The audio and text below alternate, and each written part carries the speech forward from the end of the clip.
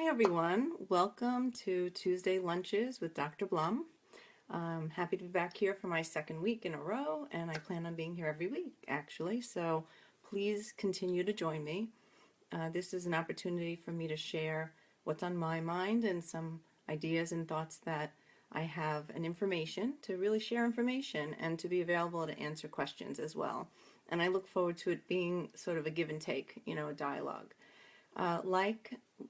Like last week, and what we'll do every week is I'm going to speak for 15 minutes, and then we will have a conversation. You can submit questions to me, and I'm here by myself, so I'll do my best to read questions and your comments and answer them.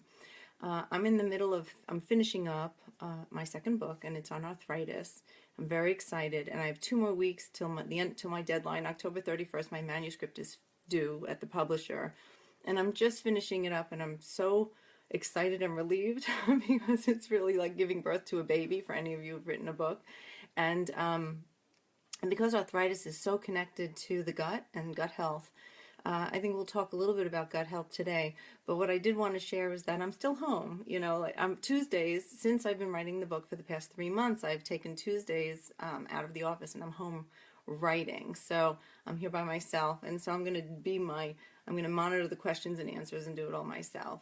In a few weeks, I'll be back in the office on Tuesdays again, and because my writing gig will be over, and I'll be back to seeing patients on Tuesdays, and then I'll have a little help, and it might be a little easier for me to answer your questions in a few weeks. And so, coming back to our topic at hand, last week we spent a lot of time talking about bringing sanity back to nutrition and guidance about what you should eat. Bringing sanity to that whole conversation. And I want to sort of make again the point that there's the initial sort of elimination diets that everybody does, or that we recommend at the beginning of a program. And so I want to differentiate between these sort of very restricted elimination diets, which I want to call a leaky gut diet, because in a way that's what it is. It's because it's when and we're going to talk about leaky gut today. It's a leaky gut diet because when your gut is out of balance, and you have this condition called leaky gut, which I'm going to explain to you, you are at an increased risk of having food sensitivities. And until your gut is repaired, you have to remove these foods because they're causing a lot of inflammation in your body. And so there's a step 1, which are these very restricted diets, and those are all the ones that I recommend, my colleagues recommend. But then the sanity comes when it's time to move into what comes next, and that's more what I'll call a healthy eating plan of more balance and that you can live with. And so that's just recapping a little bit of what we talked about last week. What I want to focus on today is the whole idea of what is a leaky gut, a leaky gut diet, this elimination diet, and why do we need it, and how do you get food sensitivities, and what is a leaky gut anyway? So let's start with your gut. We're going to give a little conversation about what's a healthy gut and what can go wrong. So normally you bring in the outside world into your mouth every day. It's your biggest exposure to the outside world is through your mouth. You bring it in, and your whole gut, which starts in your mouth, into your esophagus, to your stomach, to your small intestine, to your large intestine, and then all the way out through your rectum and your anus out of the body.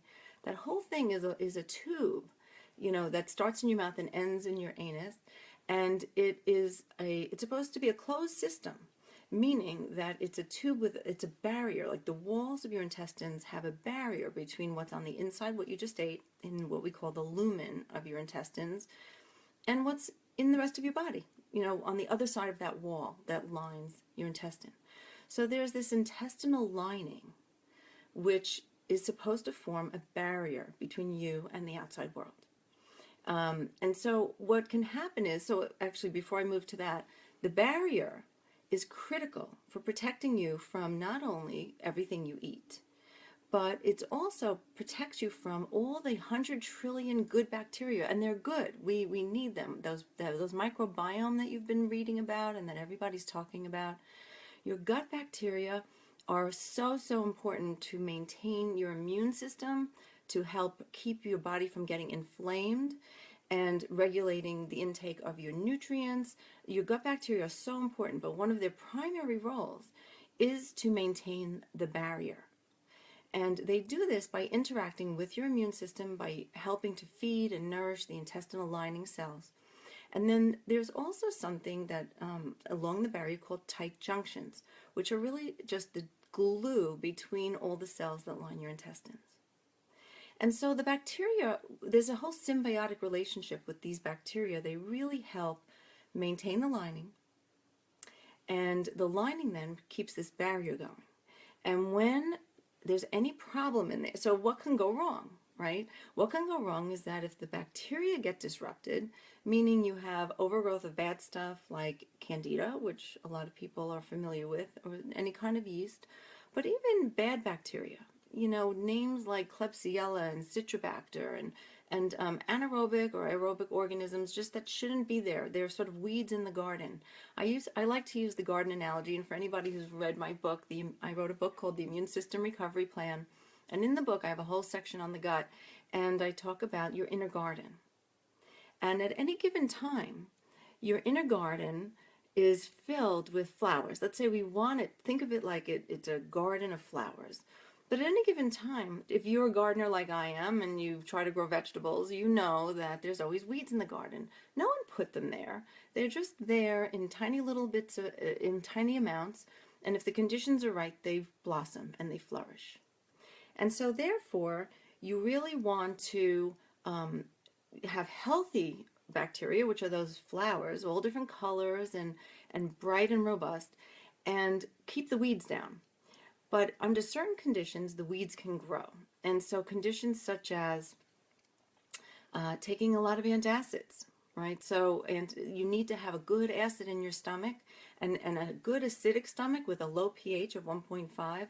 When the stomach contents leave and go into your intestines, that acid environment keeps down the weeds.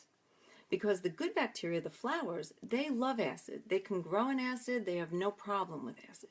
And so you want to have a really, really robust production of stomach acid, right? And then, we can always go, there's so many things we could talk about when people have heartburn and reflux and all that. But let's just stick with the inner garden for a moment. So low stomach acid can promote weed overgrowth, which is a condition we call dysbiosis. And you might be reading about this all over, or in many places. It's a common lexicon we use now in functional medicine and integrative medicine. So for anybody who reads all this great, newsletters on the internet, I get such great stuff from, my colleagues, and now places like, Well and Good and Mind Body Green and, all these great, and even places like Huffington Post, and all my friends and colleagues are posting articles everywhere. And we can read really good stuff.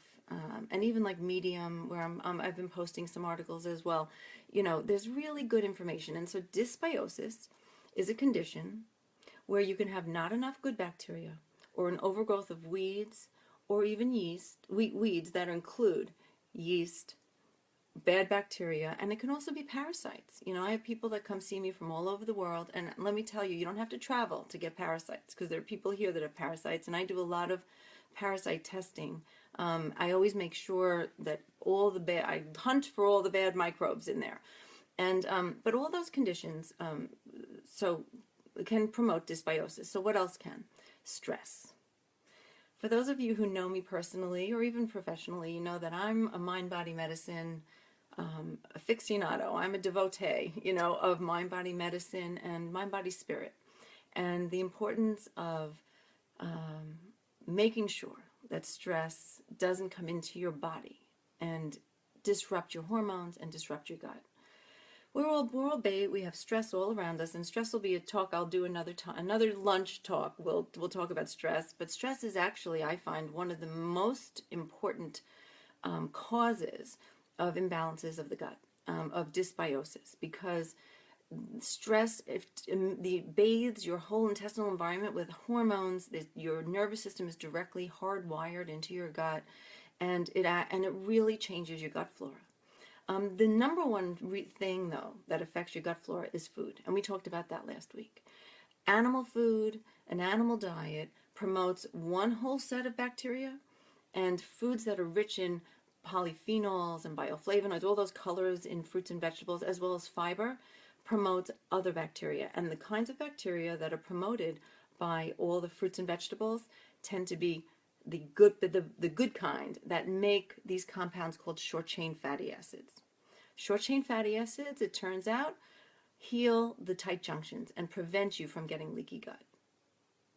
So let me repeat that because it's really, really important. The food you eat stimulates good bacteria, keeps the bacteria really healthy, and helps the bacteria make these compounds that bathes your intestinal lining and keeps the tight junctions solid so you don't get a leaky gut.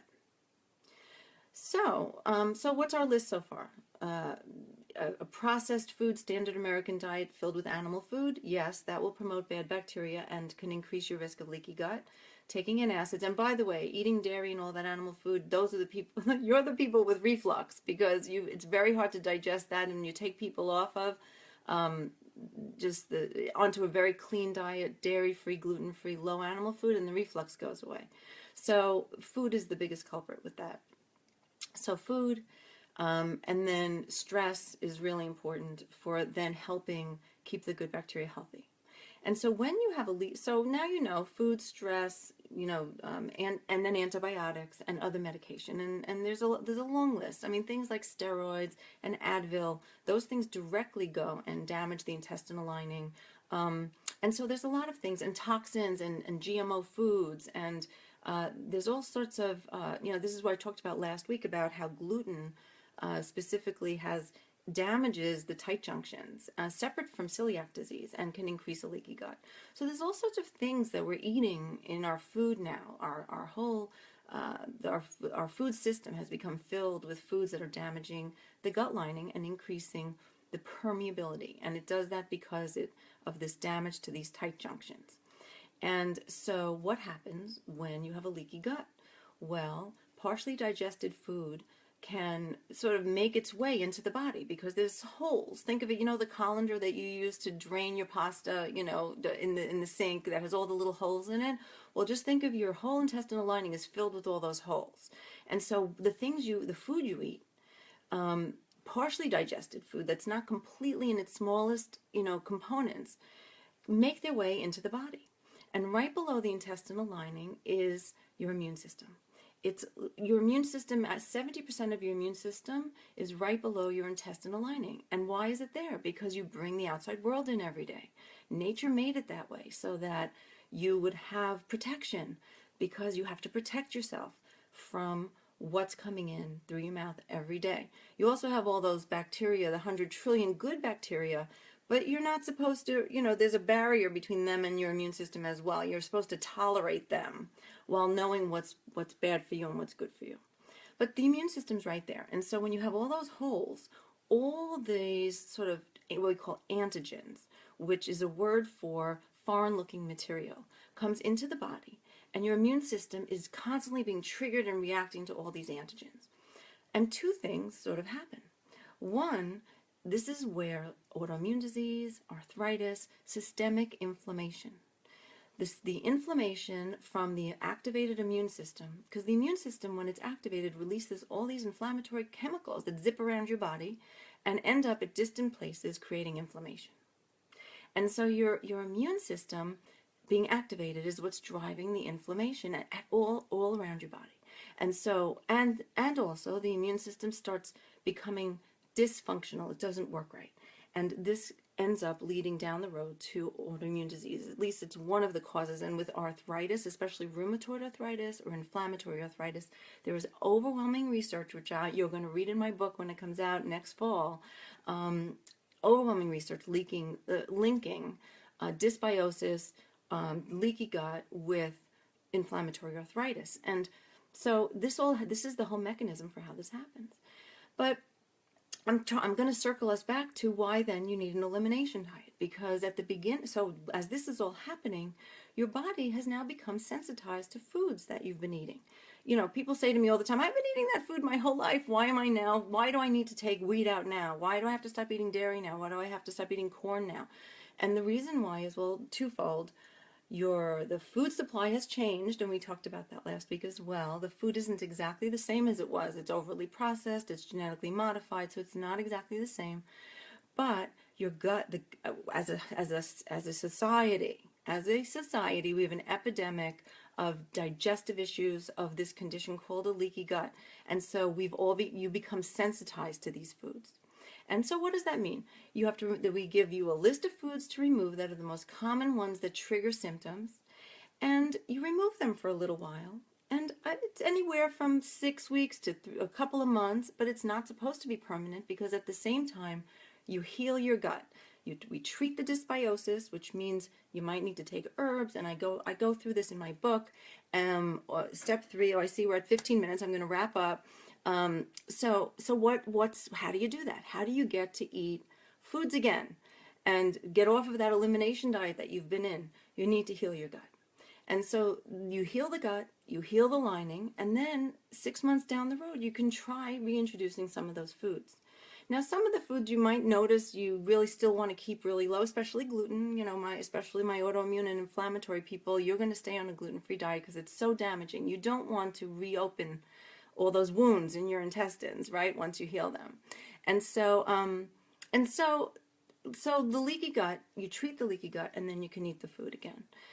So I would direct you to my book, The Immune System Recovery Plan, and I have a lot of online support at blumhealthmd.com.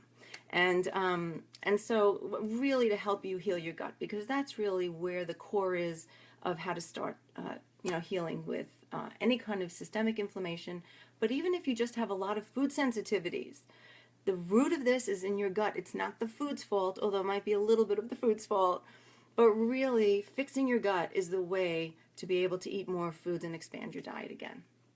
Okay, so now let's see. Any questions for me? Okay. All right. Yes. So a little bit more about healing a leaky gut and the herbs that are used for this process. So I use a lot. So the kinds of herbs that I use in my practice, I call it a gut cleanse. So what's the first step? The first step to healing your gut is to treat what we call the dysbiosis, right? Too much overgrowth of bacteria or possibly yeast. The first thing that we use in my practice, and by the way, Blum Center for Health is in Westchester County, and I have myself and 3 other doctors and a wonderful nurse practitioner and full-time nutritionist, and we're all working on healing the gut. So this is sort of 15 years of experience that we all bring collectively to this process of, how do you repair the gut? And the first step is always the big remove. So you remove the foods that you think you might be sensitive to, and that's an elimination diet. Gluten, dairy, soy, corn, eggs are the big 5, right? So you do your basic elimination diet, and then we use herbs. And so my favorite herbs are things like, we use blends. So things that have berberine and black walnut and grapefruit seed extract and oregano. I tend to use a lot of GI microbecs from Designs for Health. I really like, I put together my own custom packet called our Gut Cleanse packets, and it has the GI microbecs with some oregano and some glutamine in it. And glutamine we'll talk more about when we talk about healing the leaky gut part. But this first step is treating the dysbiosis, and you need to do cleansing herbs for that. So some blend, and usually, if you just need a little gut reboot, you can do it for 10 days, 2 weeks. But if you have an autoimmune disease, if you have arthritis, you probably need 1 to 2 months, especially if you also have digestive symptoms like gas and bloating, or noisy tummy, or constipation, or loose stool, or any kind of gut issues. Then definitely a minimum of 30 days. And what I've learned over all these years of working with people and healing the gut is most of the time you need to do a round of gut cleanse with all these herbs, and then you need to take a pause and see how you feel, and often you need to retreat it. The gut microbiome doesn't just change like that.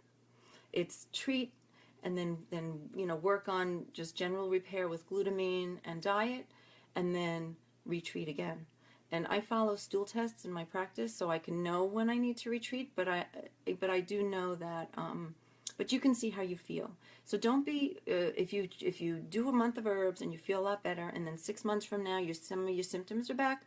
Just do it again, because it's sort of like you're shifting the flora into a better sort of distribution, so to speak. And so the gut wants to keep reverting back to its old ways, but if you stay with your new food plan that has a lot of fiber and prebiotics, you will nudge your bacteria into a good balance again. So the first step is treating the dysbiosis, and then after you do the herbs to clean out all the bad stuff, you can take probiotics. And our favorite healer of the intestinal lining is glutamine, which I usually give in the glutamine powder, somewhere between 3 and 7 grams a day, like 1 to 2 teaspoons a day of loose glutamine powder. Yeah, so that is my question, and I actually recognize I recognize your name who just put that question in. So hi, thanks for checking in. And yes, glutamine powder is, like I was just saying, is great for healing the gut. I usually leave people on glutamine for about a year, depending. It really depends on how bad your leaky gut is and how bad what your health issue is. For the average person who just has some, mild digestive symptoms, or, chronic constipation, or, not somebody with arthritis or autoimmune disease, you probably can just do, 3 to 6 months of glutamine after you finish your dysbiosis treatment with the herbs. However, if you have a systemic inflammatory health condition that's significant in some ways, you're probably going to need at least a year, maybe 2 years of glutamine. Usually I do the first 6 months at like higher dosing, which is 2 teaspoons a day, which is about 6 to 7 grams, and then cut it back after 6 months to a lower dose. How much foods with gluten would you recommend to eat if you're not gluten intolerant or sensitive? That's a really good question, and I think it does speak to bringing the sanity back about gluten. I think that if you know that you do not have any autoimmune disease and your gut is good and your digestion's generally good, it's really, it's in some ways it's really up to you. The main thing is, from when we think about the tips for healthy eating, like general guidelines for everybody for eating healthy, it's to avoid processed food. It's to avoid the white flour products and avoid eating too much bread and the processed food, because all of those foods are going to increase your blood sugar. They're high glycemic. They increase inflammation, separate from the gluten. So for your general health, you definitely want to avoid too many flour products. For metabolic syndrome and diabetes and all of that, you really want to hold back on that. So I generally only recommend 1 serving of carbs a day for most people who want to maintain a healthy weight. And carbs, I mean grains, 1 serving of grains a day. So I generally think gluten, on occasion, a couple of days a week, would probably be good. Definitely, once a day would be the absolute most if you have absolutely no health issues. But I would prefer to see you eating it maybe only once or twice a week, just to make sure it doesn't further damage your gut. Because overdoing it, and I don't think there's any research. I can't really tell you that there's research where we know in a healthy person how much gluten is safe before it will damage your gut. We just know that anytime you eat it, there's a little bit of damage. And it will, if you're doing other things that aren't great for your gut that damages it, like drinking alcohol, which I'm not against alcohol, and it's fine in moderation. And maybe that'll be a talk for another day, because I see our time is getting there. But alcohol increases leaky gut. And so if you're doing multiple things, you want to try to limit them all, because they have an additive effect. So let's see. If you have gluten allergies, can you use glutamine? Yes, glutamine does not have any gluten in it. It's an amino acid that has nothing to do with gluten. Now, glutamine, the only thing I will say about glutamine, the only time that I have any issues with anybody is that there's a small subset of people, and I think in my practice I have maybe 4 people over all these years that really couldn't tolerate glutamine because it made them anxious. So some people take glutamine and send it down into a glutamate pathway, which is a stimulating neurotransmitter.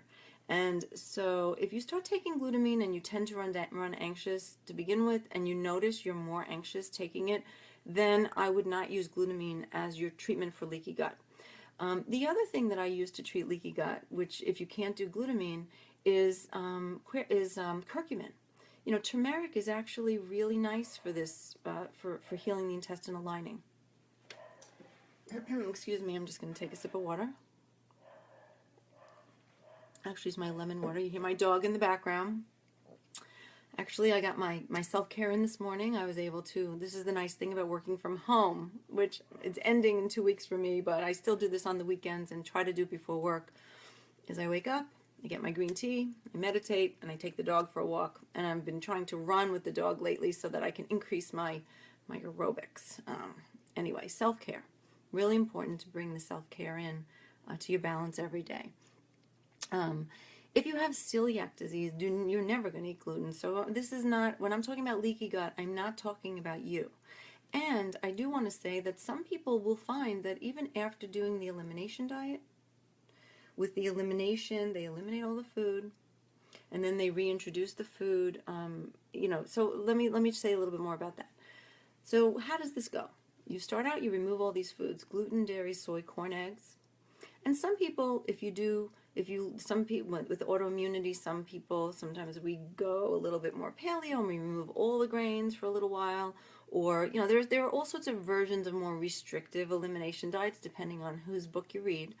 But the core 5 in functional medicine have always been those, in addition to things like sugar and food dyes and cleaning everything up, right? But those are the top 5.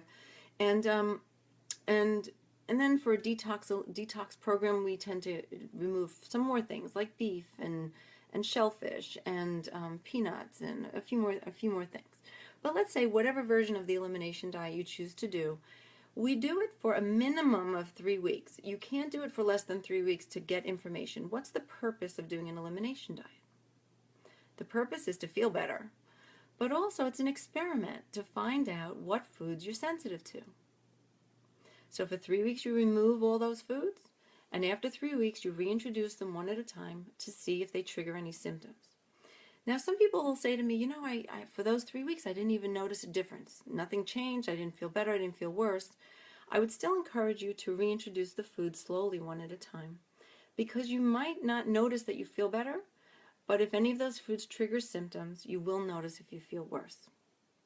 The other thing to keep in mind is that if you have significant dysbiosis in your gut, terrible, overgrowth of bacteria, and you have a lot of inflammation in your body, and you do an elimination diet and you don't feel better, it could be because your gut is such a mess that you're not going to feel better. You won't be able to really know the relationship with the food until you work on the gut first. So sometimes, the saying goes in functional medicine, if you're sitting on a tack, the answer is to find the tack and remove it. Well, I want to add to that an additional layer, because if you're sitting on 2 tacks and you have pain in your butt, right? You're sitting on 2 tacks, you have pain in your butt, taking aspirin won't fix it, right? You have to find the tacks and remove it.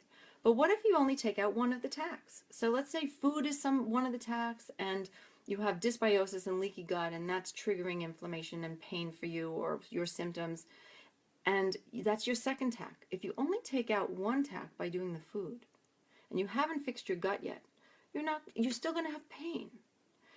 So as a medical detective, my role is to systematically go through and find where all the tacks are and remove them one at a time. And so don't be discouraged if you do an elimination diet and you don't feel any different. It might just mean that you have more tacks that need to be resolved and fixed before you're going to notice the role that food is playing. I would still encourage you to maintain the gluten and dairy-free diet if you have any kind of inflammation in your body, even if you didn't notice any change with the elimination diet.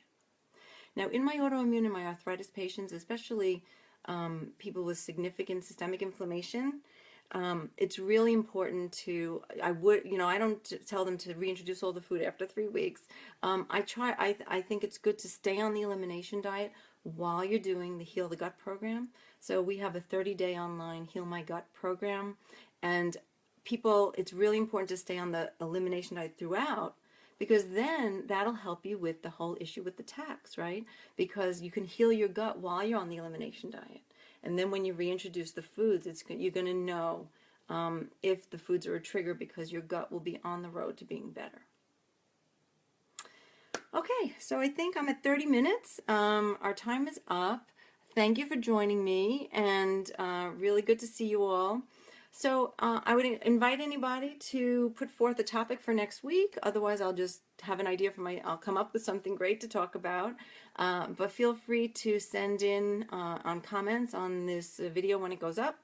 Anything that you'd like me to talk about next week. I am pretty good at ad-libbing about just about any topic. So have a great week. Have a happy Tuesday, and I will see you all next week.